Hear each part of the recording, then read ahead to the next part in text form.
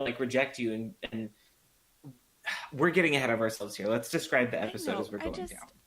I just, It's just a it lot of bog. feelings. I get it. I'm sorry. It boggles my mind why we're focusing on Becky as if like the Yeah. meat of this plot would be Becky's reaction and Becky's world, when clearly like it would be way more interesting about Adam, the person who this like most directly affects.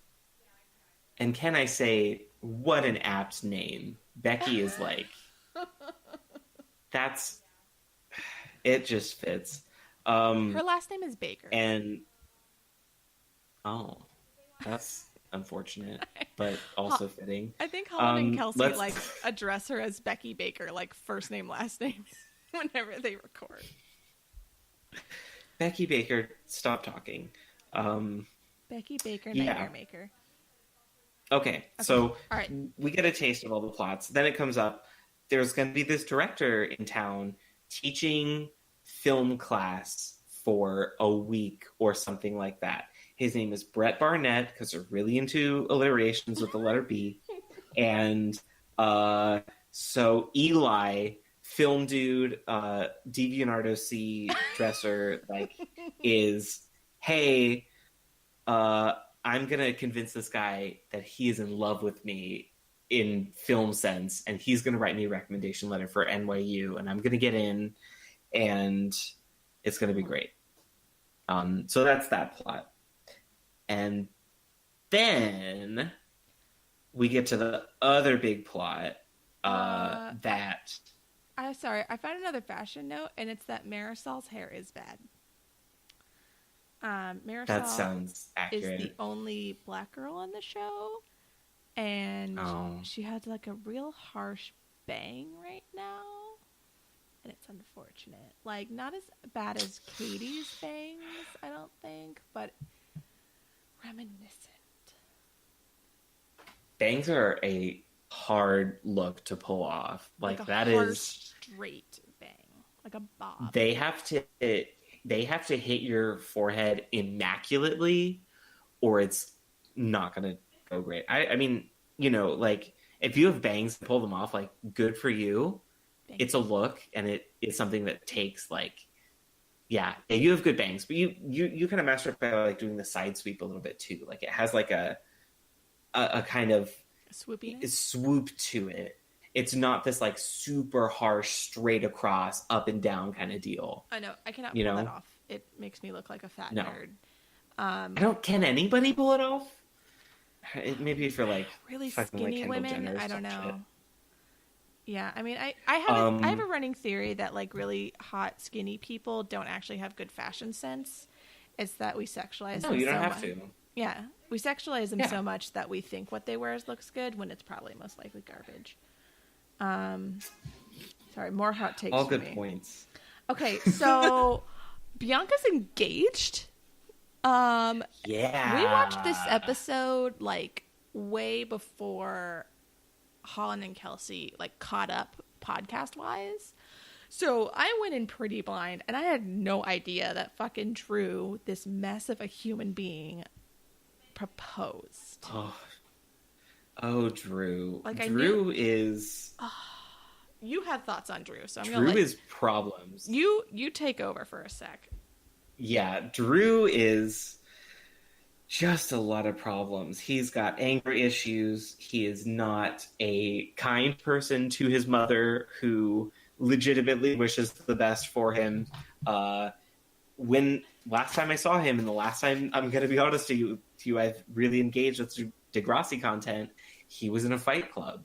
And if I remember correctly, a different girl fell in love with him. And I said the same thing then. Girl, don't. He's violent. He's no good for you. You shouldn't. But here they are getting engaged. And just like, man, how often do high school engagements go well? Yeah, I don't know, man. It's just, not saying it's him. I know it. It's, if it works out, it's the exception, not the rule. I know it does happen, but like, come on, girl. You don't need to marry him. Engage, like, okay, people have high school boyfriends and then they date for 6 years and then get engaged. Like, you don't need to do it in high school. What I will say is that usually the building blocks of the high school engagements that work out are much more stable than Bianca and Drew's. Yes. I think stable is not a word I would use to describe Drew. So, Cole, let me just throw in just a few tiny little breadcrumbs that you missed since the last time you saw Bobo Taylor Lautner. Okay, what's Tay Saban up to? Okay, so first of all, pretty sure he has not gone to therapy whatsoever to address any of his issues. Why would he? The girl he was dating, Taekwondo girl, she got like shot or something. She's alive. I know the story probably didn't have to do with Drew, but I'm blaming Drew for that. Oh wait, I'm sorry. Adam, Drew's brother, got shot. God damn it! Are you serious? I swear to God. And I think I wasn't. Trans dude got shot, and oh my God. Nelly. Continue, please. No, Kate got addicted to cocaine. Oh. So she went to rehab. That is Drew's fault for sure. And oh yeah, Kate became one of those girls who like clung her entire identity onto a boy, and it was really sad. Relatable but sad. And while she was in rehab, Bianca, she is Drew's ex that he was willing to take the fall for murder for. Manslaughter, but she did accidentally murder a guy. He took the fall for her because they were dating and she was on probation, and he got off okay because it was self-defense, especially since they retaliated and beat the shit out of him, which is why he got anger issues and traumatized. But they broke up. Yes, I remember that. Yep, all of that. So after they broke up, Bianca she had more tumultuous drama things happen, but she got on the straight and narrow, and Drew's mom essentially became like a pseudo mother figure to like help her get her life together. And Kate became really jealous of Bianca, but then was like trying to use her bad girlness to score drugs. And Bianca's like, I'm not really about that shit anymore. But I guess they kind of became friends because Bianca and Drew reconnected by trying to get Katie into rehab or some shit. And so while Katie was in rehab, the flame between Bianca and Drew reignited. So they waited for Kate to get out of rehab to tell her to break up with her. But then Drew did a really shitty job at breaking up with her. And they went to a party and they had sex, and that didn't send a clear message to Kate whether or not they had broken up. So eventually they do break up, and for some reason Bianca decided to still date Drew after all of this nonsense. And now Kate is going through an edgy phase, and she's dating the local environmentalist.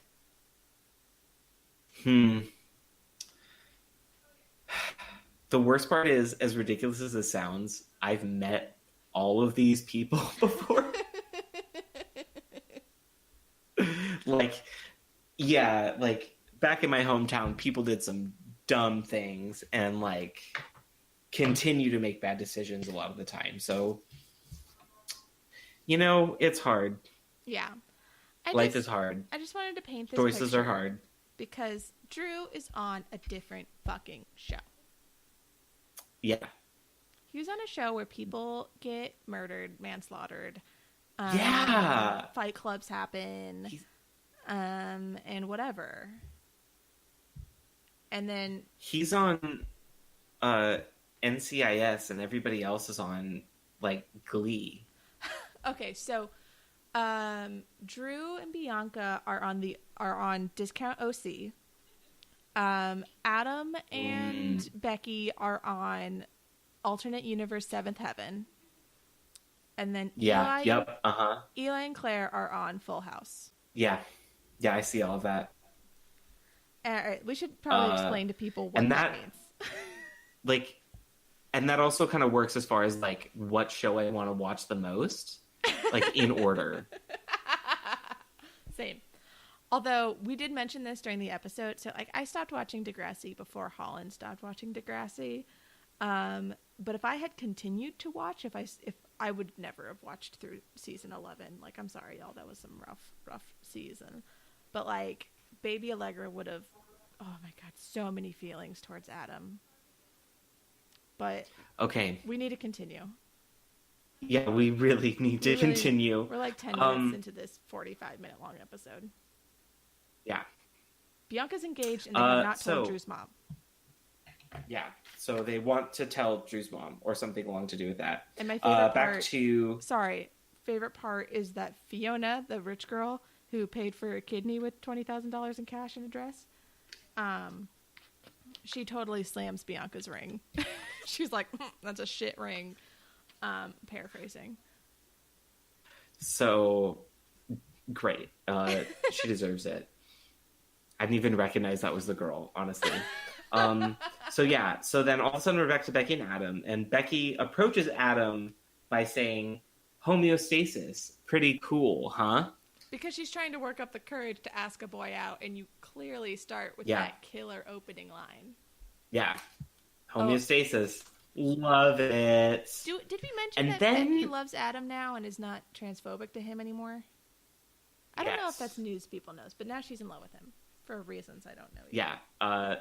Becky has suddenly like come around because of her friend who is like totally chill with the whole scenario and is just like ready to encourage her to love Adam. Well, Jen has always been cool about Adam. Yeah. Yeah, which is great. We all need Jennas in the world. But Adam turns her down. Yeah, Becky... And he's like, sorry, I'm doing things with Whisper Hug. Yes. This is the real, like, humdinger of the episode, is just Whisper Hug. Ugh. It sounds wet. Ugh. Whisper Hug. That's like what, like some like sweaty dude at a party. He wants like a whisper hug. Like he just kind of goes in. And it's like, hey, thanks for the party. No, I'm wearing headphones. Stop it. Like that's what a whisper hug is. So Adam needs to find a new groove. I apologize to Holland who has to edit this and to everyone listening at home. I know. Get ready for more. No, I won't do it again if it's unpleasant. That's fine. But yeah, it's all a very like thinly veiled attempt to hang out with Adam for sure. Then we bounce back to Eli getting this whole story on with the great director Brett Barnett, who gives them the task to make a short film and to impress him. And the director's like kind of cute and vaguely Irish. Yeah, I wrote down the words "some kind of foreign?" ? I wrote the exact same thing. Director is kind of foreign. He has some accent that I can't place. Maybe it's like rural Canadian, or maybe it's Irish, or maybe it's some combination of the two trying to sound like an American. Hashtag I really don't know. If we look this actor up, like, oh god, that just sounds like a lot of IMDb, so I don't want to. Would he have an IMDb? I mean, I think if you found the episode, yeah, but the accent is hard to place. All right, back to Becky Baker. I wrote down. Oh, I thought it was stud cowgirl, but it's student council girl. So. I don't write with pens a lot. I wrote, no one gives a shit about Whisper Hug. Which is probably true, but I don't remember what happened. So I wrote Jenna good advice with rejection, where it's just like... Yes, I wrote the same thing. Yeah, it's like, so Becky was supposed to ask Adam out, but she sort of like chickened out and just asked him to do fundraising. And Jenna's like, and it's like, no wonder he rejected you. You didn't actually ask him out. Like, I know rejection is scary, but it's necessary. Like, would you rather be in a weird, in-between, vague phase, or just want to know either way? Like, you ask him out, he says, yes, great, awesome. He says, no, you get to get over it. And We need more Jennas in the world. Truly. But like Adam picked up on Becky's huge crush, and he